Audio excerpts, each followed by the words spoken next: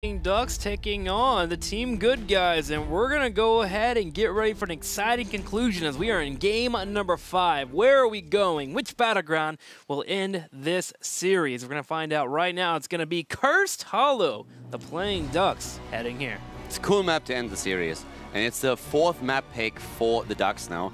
So at this point, it's all or nothing. Can they pull off the double reverse sweep, or are we going to see TGG succeed here?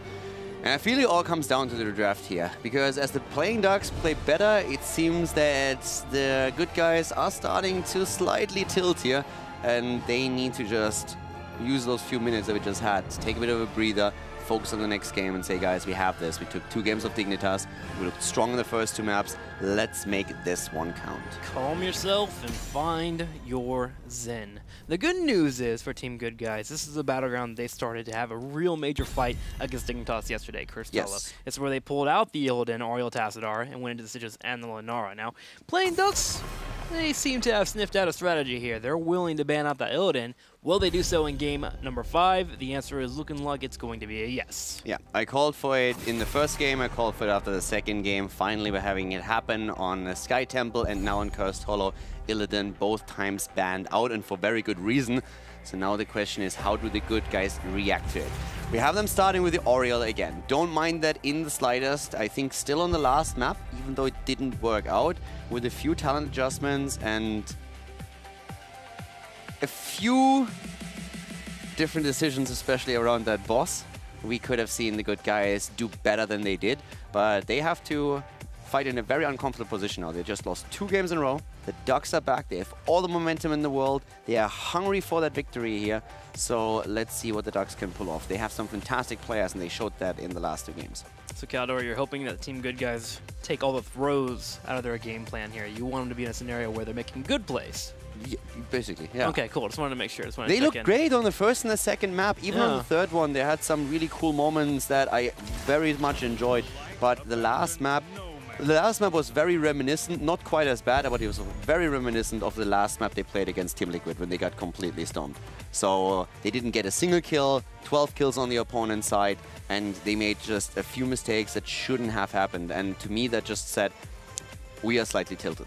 We are definitely suffering from our last loss on the map before. So right now, I want them to just focus down, have a draft where they excelled it so far, and just showcase that. All right, so we have the combo with the Lunara and Stitches. Once again, potential of the unfair advantage, depending on the dive heroes on the other side, as a tool to get even more damage thanks to the Putrid Bile. For me, the question is, do you ban Genji if you're the Good Guys? That's the one thing that I want to see answered. I think, yeah.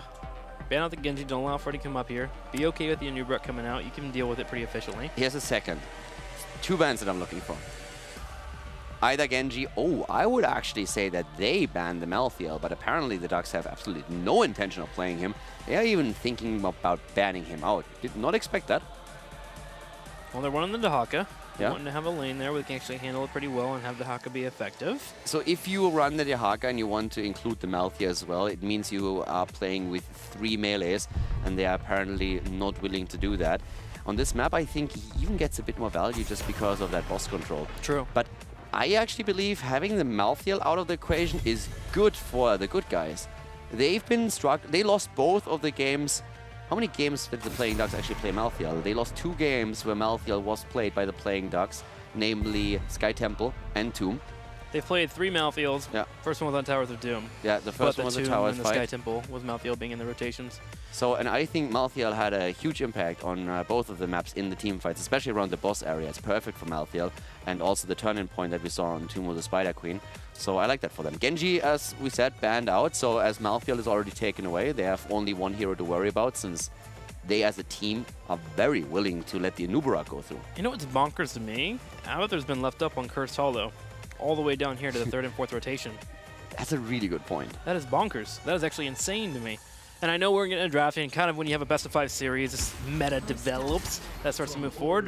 Vola and Tassadar gets picked up here on the left side. Tassadar obviously being taken away because you don't want to have that synergy between Lunara, Oriole, and Tass. He'd be quite devastating in the late game. But Team Good Guys, You can head into the Rhaegar if you want to have the double support. Yeah. So we have the double support Vala, and on the other side, it's the Lunara play. The Dehaka, going to be another main tank here, of course, up at the front. But you can now head still into a double support if you want him. Rhaegar and Auriel, we have seen that before. At this point in Europe, it really seems that any combination of double supports really go. If you have the Stitches, I'm wondering if you can even go into the Malfurion, to be honest. He has a lot more utility than he had before. Not quite the healing power there, but at the same time, you have the follow-up for Stitches with the Roots. Haven't really seen it. Would probably say not going to happen here. But I like the theory also. But a couple of ideas there. Yeah, gives you a disengage too. You've had moments where Stitches gets locked down and the supports can bring healing, but Malfurion brings an actual root so you can actually retreat. Arthas is picked up, and Rhaegar. Yeah, Rhaegar. Okay, so the Rhaegar Auriel, as we expected, and for the frontliner, we have now BKB on the Arthas. Actually, there's an interesting question. Is BKB going to be the Arthas player or the Stitches player? I would actually assume, looking at it now, that we are going to have Antihero on Arthas, since he's going to solo lane at the beginning, and BKB on the Stitches being part of the 4-man rotation. Both of them can play both heroes. I think that's the correct conclusion, though. You put Arthas in the solo lane. Stitches in the solo lane, while he can do fine, he's not going to do anything too effective. And you want to make sure he's in the rotation for the hooks. You want to be able to lock it down, drop in the totem, and go from there. Now, playing Dux, Uther, Tassadar, and Dehaka, are they looking for a little bit more damage or a little bit more control?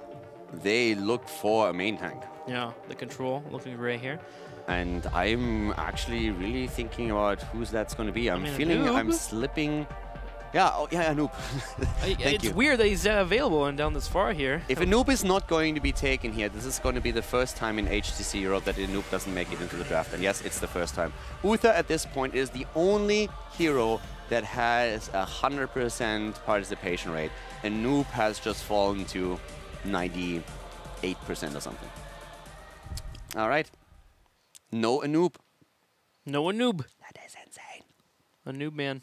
It's falling down out of the meta. Not worth it anymore. Don't pick him anymore. Let him be up for me.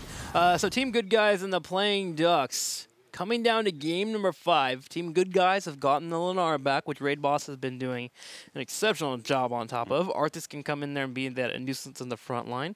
On the other side, though, Playing Ducks has that nice global there with that Dehaka. Who walks away with the draft? I think the Good Guys do. This is very much down their alley. I think BKB is a hero that he's going to be very happy with. Same for Antihero. He would have preferred the Illidan.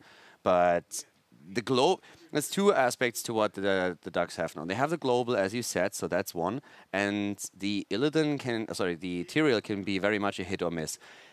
If they can fight with him around the bosses and get the Sank down, because I don't think you can afford to go Judgment against the Cleanse on Rhaegar here, but if they play around the bosses with the Holy Ground and everything, that can really work out for them. But overall, the front line that we see for the Good Guys is frightening. The double support is going to be able to keep Lunara alive. They have lockdown after a Stitches hook, so I'm a little bit worried right now for the Ducks. They might completely prove me wrong and just control the game better, but the draft that we have, I think this is much better than what was played in the last one. I think that's the element that I'm looking at for the Playing Ducks. I think they control the battleground much better than they've shown in the past for Cursed Hollow. Let's go ahead and go to game number 5 and see if Playing Ducks can shut down the Good Guys and get the reverse sweep, or if the Good Guys will pull together here and get game number 5.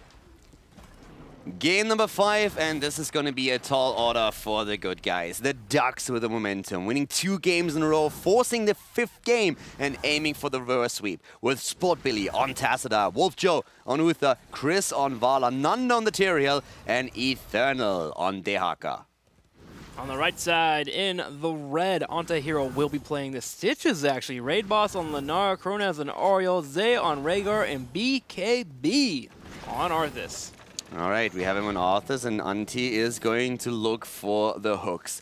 It's a really tough front line to break through. 2 tanks with a lot of hit points to shield Lunara, 2 supports to keep her alive.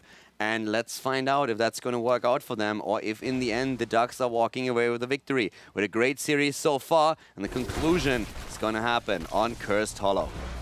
The Playing Ducks get the early harassment on that turret. The turret just could not fight back well enough. Will fall down to a quarter health, and while Team Good Guys will bring all 3 people up. So slight mishap on the rotations from Good Guys. They couldn't figure out where exactly they wanted to be. Playing Ducks. Notice that level 1 there on the Vala, the Hungering Arrow. It is all about the boss control for them. Yeah, not only that, Chris loves that talent. He really likes his Q build, and he delivers a lot of damage with it. So it's going to be interesting to see how much he can have an impact here. With a double support, you oftentimes see more of an auto-attack focus with the punishment than the hybrid build with multi-shot. But in this case, they're just going in on the arrow build. And I am hyped for this one. This is going to be a really cool game for sure. Everything's on the line here for the two teams. Two maps are great, but you want to have the win in the series. Baller rotated in the middle here. Notice how they realize that Lunara, Ariel, and Rhaegar on the top is eventually going to beat out Luther and Tassadar. The Luther mana problems will eventually come into a spot, so playing Ducks aside, they want to get value somewhere else. They had middle. They started to break down the turrets. So Team Good Guys will try to match them as well as Lunara comes with the rotations. But already in this first 90 seconds between these two teams, we've had a lot of dancing already occurring. Yeah, they're dancing around on the map quite a bit and also applying pressure. Especially the Ducks are the ones who are currently pushing that in.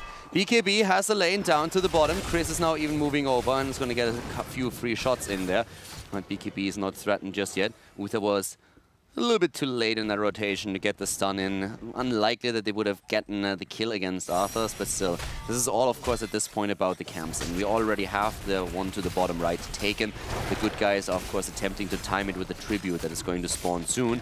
And the Ducks might be a bit late on it, but they also move to the top left to take their own. Cursed Hall is a lot about the RNG. It's all about where does the first tribute spawn. It can give a team a slight lead at the beginning of the match.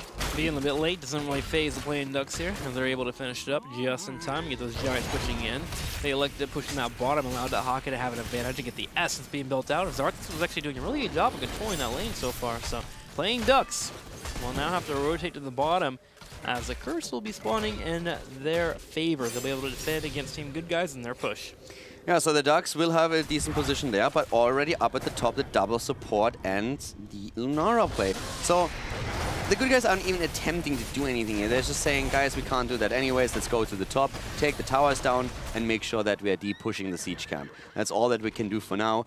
Bot lane, siege giants are still alive. But yeah, this is a decent pressure play that we have up at the top. But the mid lane is under assault as we see Anti-Hero pushed back by Nanda, Wolf, Joe, and Chris.